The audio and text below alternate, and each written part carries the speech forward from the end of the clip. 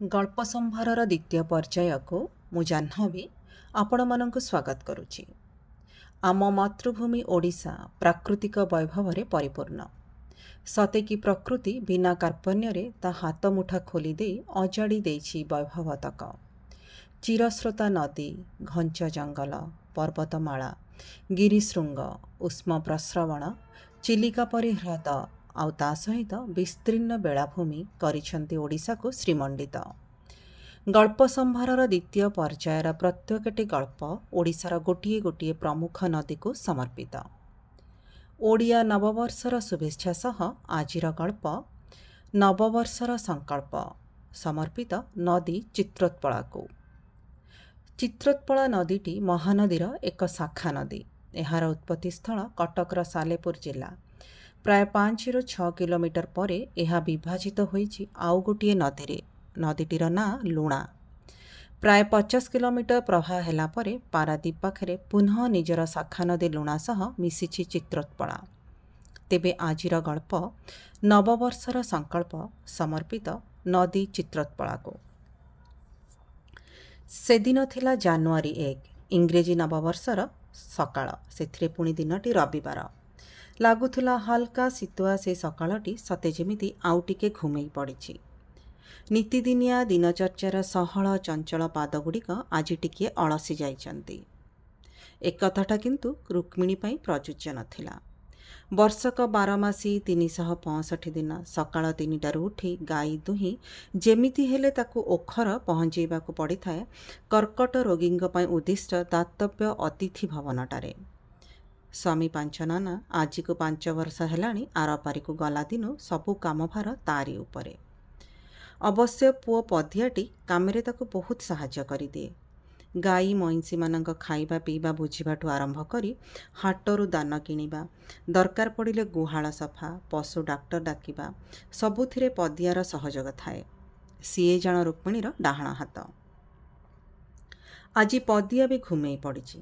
ତେଣୁ ରୁକ୍ମିଣୀ ଏକା ଏକା ସକାଳ କାମ ସବୁ ସାରି ଓଖର ଧରି ଚାଲିଥାଏ ଅତିଥି ଭବନଟି ଆଡ଼େ। ବାଟଯାକ କିନ୍ତୁ ମନରେ ଅଶାନ୍ତି।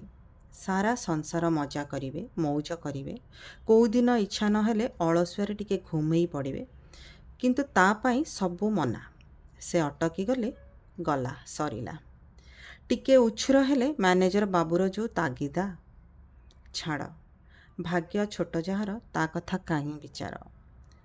ରୁକ୍ମିଣୀର ନିଜ ଉପରେ ଗରଗର ଭାବନାରେ ରାସ୍ତା ସରିଯାଇ ସେ ଆସି ପହଞ୍ଚି ଯାଇଥିଲା ଅତିଥି ଭବନଟିରେ। ଓଖର ଭର୍ତ୍ତି କ୍ୟାନ୍ ଦୁଇଟିକୁ ଉଦ୍ଦିଷ୍ଟ ଜାଗାରେ ରଖିଦେଇ ବାହାରି ଆସିଲା ବେଳକୁ ଦେଖିଲା ନୂଆ ଚେହେରା କେତୋଟି। ସ୍ୱାମୀ ସ୍ତ୍ରୀ ଆଉ ସାଙ୍ଗରେ ପ୍ରାୟ 11 ବର୍ଷର ପିଲାଟିଏ। ମ୍ୟାନେଜର ବାବୁଙ୍କ ସହ କଥାରୁ ସେ ବୁଝିଲା ପୁରୁଷ ଲୋକଟି କର୍କଟ ରୋଗରେ ପୀଡ଼ିତ। ମେଜ ପାଖରେ ଠିଆ ହେଇ ସ୍ତ୍ରୀ ଲୋକଟି ମ୍ୟାନେଜର ବାବୁର ଖାତାରେ ଜରୁରୀ ତଥ୍ୟ ସବୁ ଲେଖାଉଥାଏ। ଏତିକିବେଳେ ସ୍ତ୍ରୀ ଲୋକଟି ସେ କୋଠରୀର ଗୋଟେ କୋଣରେ ପଡ଼ିଥିବା ଚୌକିଟିଏ ଉପରେ ବସିଥିବା ତା ପୁଅର ନାଁ ଧରି ଡାକିଲା। ପିଲାଟି ଏଥର ଚୌକିଟି ପାଖରେ ଥୁଆ ହେଇଥିବା ଆଶାବାଡ଼ି ଦୁଇଟିକୁ ତା କାଖ ତଳେ ଚାପି ଧରି ଧୀର ପାଦରେ ଆଗେଇ ଆସିଲା। ରୁକ୍ମିଣୀର ତରତର ପାଦ କିଛି ମୁହୂର୍ତ୍ତ ପାଇଁ ଅଟକି ଯାଇଥିଲା।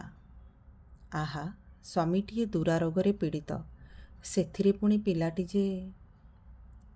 ଅତିଥି ଭବନରୁ ମୁଖ୍ୟ ରାସ୍ତା ଆଡ଼କୁ ବାହାରି ଆସିଥିଲା ରୁକ୍ମିଣୀ।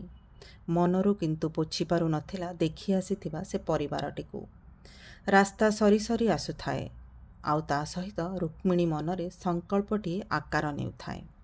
ନା, ସେ ନିଜକୁ ଏମିତି ଆଉ କେବେ ବି ଧିକ୍କାରିବନି, କେବେ ବି ମନ ଉଣା କରି ତା ଭାଗ୍ୟକୁ ନିନ୍ଦିବନି।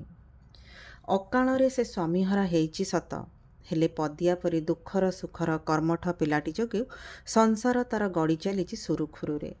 ନହେଲେ ଜୀବନଟା ହେଇଥାନ୍ତା ଗୋଟେ ବୋଝ। ଯାହା ଦଇବ ନେଇଯାଇଛି ତା ପାଇଁ ବିଳାପ କାହିଁ କରିବ? ଯାହା ଦେଇଛି ତାକୁ ଚାହିଁ ଖୁସି ରହିବ।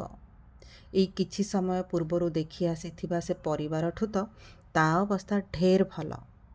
ତେଣୁ ସେ ଆଉ ଜୀବନରେ କେବେ ବି ନିଜ ଭାଗ୍ୟକୁ ନେଇ ଧିକ୍କାରିବନି କି ମନ ଉଣା କରିବନି। ରୁକ୍ମିଣୀ ତା ଘରେ ପହଞ୍ଚିଲା ବେଳକୁ ନବବର୍ଷର ତାର ଏ ସଂକଳ୍ପ ତା ମନରେ ପଥର ପରି ଟାଣ ହେବାକୁ ଲାଗିଥିଲା।